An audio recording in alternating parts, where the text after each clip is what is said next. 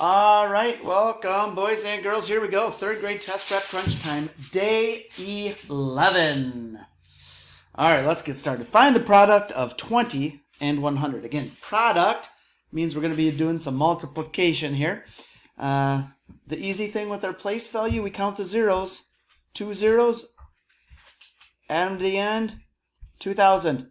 Hey, C is our answer. Boom. Got one done. All right, which expression can be used to find the area of the unshaded portion below? That means we got to find this whole thing.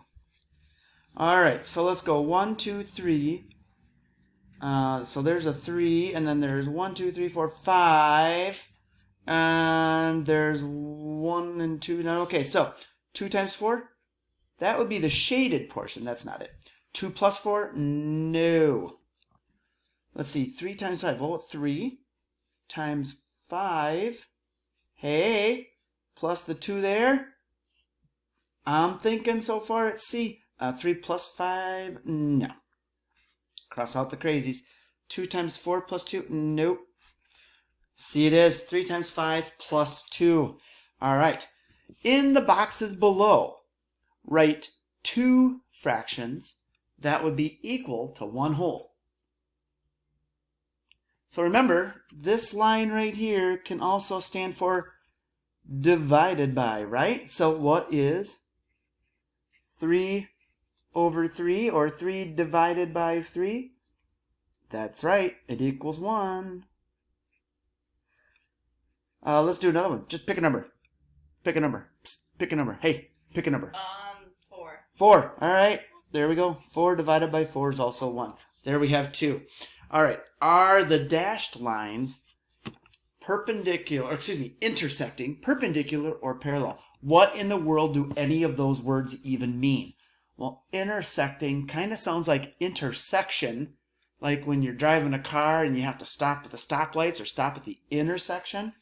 So here we go. That's like an intersection, right? Boom, there's one right there, intersecting, okay? I'm going to jump down to parallel. Parallel lines are like train tracks. They never intersect. They just always go side by side and never touch. Perpendicular, and I'm going to use the line on my paper right here. This is perpendicular right here. Okay? Whoops. There's our perpendicular. 2 90-degree angles. It's perfectly, if we turn it this way, perfectly up and down and side to side or left to right. All right. That leaves, that's parallel. Perpendicular is this, and intersecting is that. So here's our dotted line. Here's our dotted line. These are intersecting like an intersection. All right. Enter your answers in the boxes. All right, ready? What's 8 times 8? 8 times 8? 64. 16 divided by 4. 4.